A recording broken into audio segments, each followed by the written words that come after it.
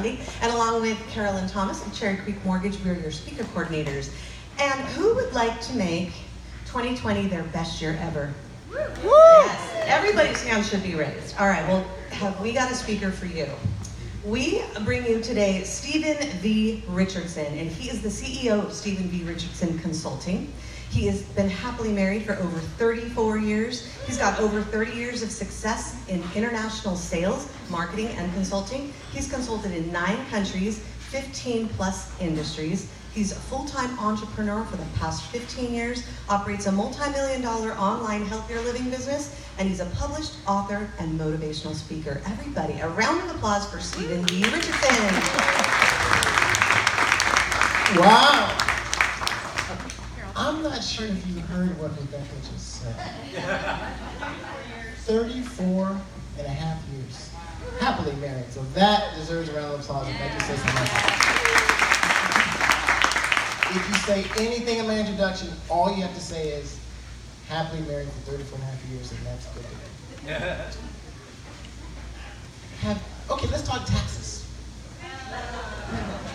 Inside joke. All right. Only tax story I have is about 10 years ago, I met one of my most impactful mentors, and he told me that one of his goals was to be able to legally pay $1 million in taxes. And that confused me because I'd never heard anybody have a goal be related to how much they could pay on the high end of taxes. I was completely confused. I said, I understand. He said, Stephen, I have one of the best tax attorneys in Houston. And one of my goals is to be able to legally pay the lowest amount that I need to pay, but pay over $1 million. He just kind of blew my mind with regards to goals and what that really means, because I understood what that meant. And kind of the punchline of that story is like 3.5 years later, he actually achieved his goal. That's as much taxes I'm going to talk about. Now, have you ever walked into a room having plans to say one thing, and all of a sudden you completely change that so you can talk about something else? That ever happened to you? Yes? That's what happened today, and we can all blame Russ Jones. Where's Russ Jones in the room? Where is he? There he goes in the back, hiding in the corner. Never met him before today. Walked up with that big Russ Jones smile, and I asked him a question on if I could talk about anything today, and you could get any one piece of whatever, a reminder, some wisdom, information, skill, or whatever, and you could learn that today, what would you want to learn? I thought he was going to say something like more customers, more revenue, more pipeline, better retention, all those great sales things, right? Guess what he said? He said emotional intelligence. He has no idea that's right in my wheelhouse. And he has no idea that even though it may not be my plan, because I'm doing this all off the top of my head, I'm going to talk just in the very beginning about emotional intelligence, because there are 2 things, and it all ties into the goal of having 2020 be the best year ever, so far. Because getting a feel for who's in this room, and I do know a few of you, I get a feeling that you already pretty much know what you're doing, right? Yeah. You kind of nod. No, yeah. You know what you know what you're supposed to do. How's that? How can you know what you're supposed to do? Now, whether or not we all do it consistently for a long enough period of time, that really has to do with emotional intelligence and how we're able to build relationships with people of credibility and trust and get them to actually share with us what they're really looking to achieve, so that we can give them the opportunity to decide whether or not they'll allow us to help them or not, right? Somebody early on was talking about the time of year of happiness and gratitude, about all things going on in life. And here's the one thing I'm going to talk about. I'm not going to go too far off script. But here's what I want to talk about with emotional intelligence. Everybody is going through something right now. You can have the biggest smile on your face. You can drive the fanciest car. You can have everything going on. Your Instagram game is strong, right? Everything looks good. Everybody's going through something. And they all fall under the same category. Short-term financial challenges, all relative, short-term financial challenges, health challenges for us or people we care about, relationship ups and downs, the drama that happens at jobs and business, and we'll just sprinkle in spiritual just to round it all off. Have I covered just about what most people have distracting them from doing what they need to do to achieve what they say they want to achieve? Yes? So the main takeaway on the emotional intelligence piece is understand that we're all going through something. And those people who are looking to help, I know we have a lot of people representing a lot of lanes in this journey that we're on, that we're always out there looking for people to help. And we see somebody who we know we can help. We know we can, right? We know we have the offer. We know their current situation as much as we can. And we know that if they just gave us a chance to help them, we can make their situation better, right? But they don't necessarily answer the call. They don't return the message. They don't show up when they're supposed to. They don't do all the stuff that they're supposed to do. Why? Because they're distracted. They're distracted with life. What part of life? The same life that we're going through. Maybe we have a little better handle on dealing with all those ups and downs. But the most important thing to understand is not only are we all going through something, those people who we're looking to help, they're going through something too. And to them, what they're going through is bigger and more important than what's going on in our life. Does that make sense? So it's really that understanding of being able to be just human, to be real, right? Just to be real and make that connection and understand, and that's how we can navigate actually making this world a better place. But I wasn't planning on saying that, but Russ put that in my mind, so I had to say that. All right, 2020. I don't know about you. I've already started 2020.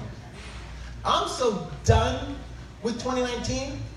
I don't even say I'm in 2019. I am in 2020 prep. I'm in pre-mode right now. I'm in pre-launch mode. Everything that I'm doing now, I started at the beginning of the month. I started a couple of weeks ago. But for the sake of this conversation, for those who'd like to join me in 2020, because I don't know about you, but 2020 is going to be the best year of my life up to that point. It's going to continue to get better, but 2020 is going to be the best year yet, right? Right? So if that's the case, and it is, why not start it now? And even if it's not have to start officially now, why not get ready now?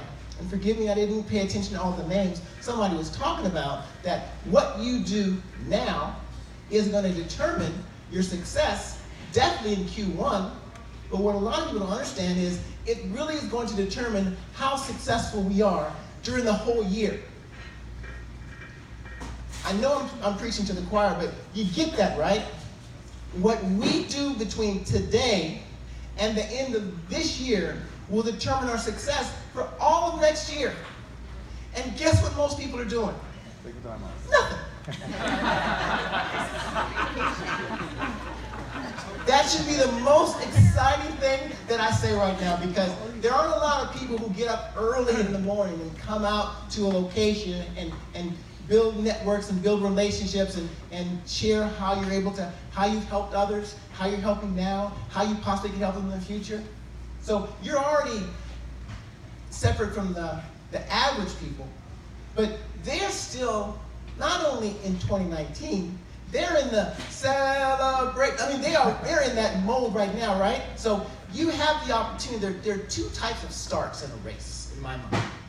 There's the NASCAR start, and there's the Olympic start. Olympic start, as we know, is on the start line, mark, get set, go. NASCAR, you're already at 150 miles an hour by the time they drop the flag. I'm in the 150 mile an hour club. And I have a feeling everybody here is also. So I invite you to kick off 2020 today. You don't have to tell anybody. The best races to run are the ones when you're the only one who knows that the race is going on. And you can start right now. So, 2020. I look at this room of people who I know are already providing valuable services to people, not only this area, but all over the valley, all over this area, in this part of the country. And I know that you're already providing value to your customers. Yes? Yes. Do you really understand the value that you're providing? Now, what I mean by that is, you think you know, you have a good idea that you're providing value, but when was the last time that you were able to have a conversation with your value-added business partner and you had them tell you how much they appreciate you? How often does that happen? Sometimes, on a percent basis. How many who say not very much? Very honest, right? So here's the point. I know, just by the nature of who you are, who you hang around with, what I've been able to see, I know that every single day and every single way of what you do, you're providing value to your customers, to your partners, to everybody you interact with. Yes? Yes. Yes. If you can't have the other person tell you what the value that you're providing is in their words, you don't really know what value you're providing. By the nature of who you are, I had no idea I was going to talk about this morning. By the nature of who you are and what you do, your, I'll just say customer, client, business partner, however you want to call them, they will answer whatever question you ask them. True or false? True. Think about that. The people who you interact with, whether it's people in this room, whether it's your business partners, whether it's your clients, whether it's your prospects, by the nature of who you are and how you communicate, those people will answer anything you ask them. So knowing that, I ask myself all the time, what information could I receive from this person that will enable me to help them better? Or maybe at least continue to allow me to help them. Because everybody in this room is an option. And the people who are using their products and services have countless other options to choose from. True or false? True. So if you don't know what value you're providing, then how do you know what you should focus on? How do you know what you can improve on? How do you, when they make a decision to choose somebody else, and they do that all the time, don't they? Maybe it's me too, 10% less, maybe it's whatever they can say. If the person's already decided that they should go in a different direction, consider there are other options to have someone else help them provide a product or service that they believe in their mind they can get it the same or cheaper. If they've made the decision, it's too late. So one kind of takeaway for you is, if you're providing value to your business partners every single day, why not ask them, hey Marie, thank you very much for being my business partner. I know you have a lot of options on picking somebody to help you with this, but you've chosen me. And for the record, I appreciate that. We're in the season of happiness and gratitude, right? Thankfulness and all that kind of good stuff. I want you to imagine all the people who played roles in helping you be successful to this point. It's a lot of people. It's a lot of different roles. And this is the interactive part. I want you to call out just the job titles or functions of people who have played roles in your success. So, for example, office assistant, for example, realtor, for example, mortgage consultant, right? Just stuff like that. So kind of call out to me just some of the different roles of the people who have played a role in your success. Kind of call them out for me. Office manager. Office manager. Hopefully someone's taking notes. I might just possibly say something that you might want to remember and use. So if you happen to want to write this down, feel free. Office manager, okay? Who else? Title team. What did you say? Title team. Title team. Who's in the title team? Escrow. Who else? Okay. So title team, office manager. Who else?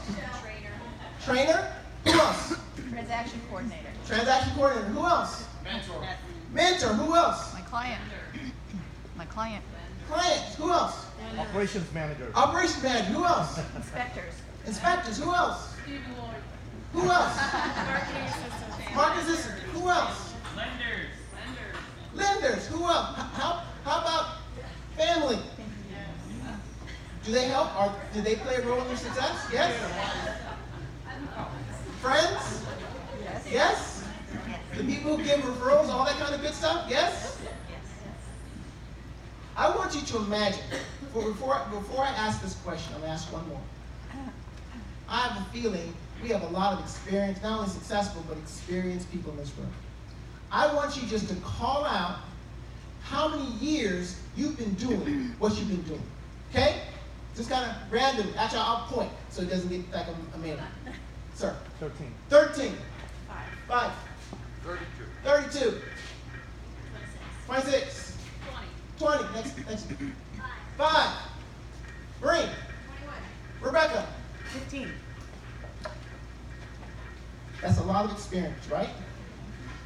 I want you to imagine all the people who have played a role in your success inside and outside of your group, inside and outside of your company, inside and outside of your organizations, inside and outside of your company, inside and outside of your industry. I want you to think of all the people who have played a part in your success that entire time of your career, no matter how long it's been. And I want you to think about how many times you specifically contacted them in the last, I'll say, year, just to thank them. I'm not going to embarrass anybody because my number's probably higher than most, but it's not as high as it should be. Isn't that interesting? Understand what I just said. There are people who have played a critical role in our success over our career, and we know who they are. We even know their names. We know their phone numbers. We know where they work. We know their desks. We know their families. All kind of good stuff. And we haven't. Why? Because of life, because of business, because of all the stuff going on, haven't taken the time to simply say, hey, by the way, I appreciate that you chose me over all the attorneys that you could have chosen from, and that we've been able to achieve some pretty cool things. You've allowed me to help you by doing that. You've helped me. It's been amazing. The only reason I called today was to say thank you. How many of you, by a show of hands, not if you've done that, how many of you have received that type of call? How did it feel when you received that call? Amazing. Why did it feel so amazing? What did that act of kindness? Oh, cool. A mic. A running mic. Awesome. How did you feel? Go ahead and give me the mic.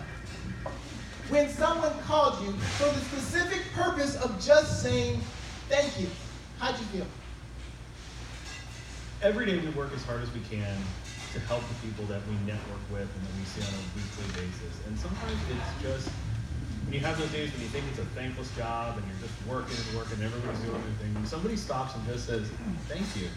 Thank you for solving that problem. Thank you for making this a smooth transaction. It really means the world, not just to me, not just to my escrow team, but I think to all of us. We all need to hear that from time to time. Yeah, so it's powerful in the moment. It has a different feeling when it's completely separate, right? When you've taken the time to actually contact somebody. And by the way, don't be buying the way people. You know what I mean?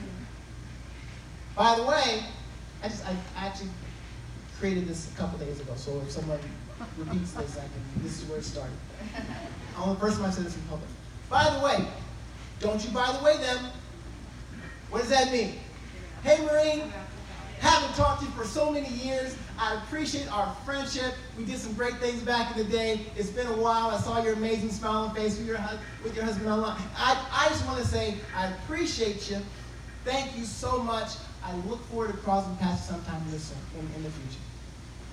By the way, I feel my business card referrals. And if you happen to know anybody who's looking for a blah, blah, blah, feel free to give me a call. You've ruined everything, right? So don't by the way them. Because especially in this world, everybody knows that all right, I knew it was too good to be true. They were just kidding. All right? So, how's my time? Be respectful. Good. So far, so good? Yes? Has what I have shared with you been helpful so far? Yes? Yes. If so, who said very? Right here. Very helpful. What has helped you? What part of what and I know I didn't teach anything you didn't already know, I might have just reminded you of it, but what of what you've heard so far this morning has been helpful?